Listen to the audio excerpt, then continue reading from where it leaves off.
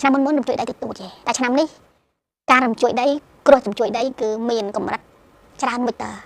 ពីមុន3 4អីចឹងឆ្នាំនេះលេខ7 8វាមានខ្លះ5.7 ចុចក៏មាន6 ចុចក៏មានអញ្ចឹងហេតុផលដែលកើតឡើងដែលថាឆ្នាំនេះដែលធ្វើឲ្យមានបញ្ហាគ្រោះធម្មជាតិធំកើតឡើងវាកើតឡើងដោយសារអីដោយសារតែឆ្នាំនេះគឺឃ្លាំងនឹងឃ្លាំងបុកគ្នាអញ្ចឹងរោងគឺឃ្លាំងទឹកចគឺឃ្លាំងភ្លើងកាលណាបុកគ្នាហ្នឹងគឺវាធ្វើឲ្យរំជួយដៃអញ្ចឹងកាលណាឆ្នាំបែបហ្នឹងឃ្លាំងនឹងឃ្លាំងបុកគ្នាគឺរំជួយដៃហើយចារំជួយដៃមានការបាក់ដីអញ្ចឹងឃ្លាំងភ្លើងនិងឃ្លាំងទឹកគឺទឹកដីដែលដីគេហៅដីទឹកអញ្ចឹងវាធ្វើឲ្យនឹងមានការបាក់ដីអញ្ចឹងយើងមើលទឹកចំនួនឆ្នាំនេះគឺទឹកចំនួនមកជាមួយនឹងដីធន់ធ្ងរមែនទេប៉ុន្តែកាលណាគ្រោះធម្មជាតិយើងពិបាកទប់បើសិនជាល្មមយើងទប់បានតែគ្រោះធំពិបាកអញ្ចឹងហើយបានកាលពីឆ្នាំមុនខ្ញុំបារម្ភមែនទែននៅក្នុងឆ្នាំ2024នេះកាលណាគ្រោះធម្មជាតិវាធំអញ្ចឹងយើងពិបាកទប់អ្វីដែលសំខាន់គឺប្រទេសយើងគឺសំណាងជាងគេតែប្រទេសជិតខាងទេហើយនឹងប្រទេសដែលឆុងទេដែលប៉ះពាល់ខ្លាំង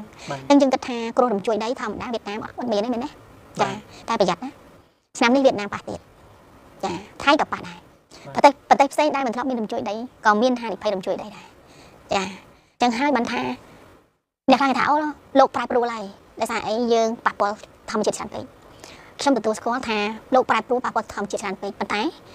ផលប៉ះពាល់សំខាន់ដែលហេតុអីបានកើតមានរឿងនឹងកើតឡើងវាជា life cycle រវាងគន្លងរបស់ផែនដីអញ្ចឹងគេហៅថាដូចឆ្នាំ2024នេះគឺជាឆ្នាំដែលបដូរយុគសម័យគេហៅមួយទៀតគេហៅផែនដីដូរគន្លងអញ្ចឹងពីយុគ8ទៅយុគ9កាលណាវាបដូរភ្លាមនៅក្នុងឆ្នាំ2024បដូរវាអត់ទាន់ stable ទេអញ្ចឹងរឿងរ៉ាវធំវាកើតឡើងច្រើនណាស់ចាំបានខ្ញុំតែងតែនិយាយបង្ហើខ្លះនៅក្នុង Facebook របស់ខ្ញុំថាកុំមើលសារស្ថានភាពនៅក្នុងឆ្នាំ2024ហើយកុំមើលសារស្ថានភាពក្នុងឆ្នាំ2024ដល់2028ចឹងវាអត់មានអីស្ថិតស្ថេរទេចឹង2024ដល់2028វានឹងឡើងចុះបែបហ្នឹង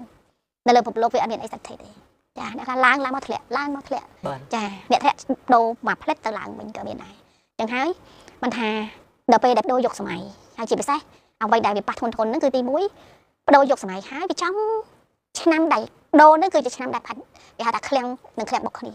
ចឹងឃ្លាំងនិងឃ្លាំងបុកគ្នាគឺរឿងធំកាត់ឡើងបានវាត្រួតទាំងយកវាត្រួតទាំងការចំឃ្លាំងហ្នឹងទៀតចឹងហើយมันធ្វើឲ្យគ្រោះធម្មជាតិឆ្នាំនេះគឺធន់ធ្ងរខ្លាំងជួសូណាមីក៏ធន់ធ្ងររំជួយដីក៏ធន់ធ្ងរការបាក់ដីក៏ធន់ធ្ងរចាមកទាំងអស់ចា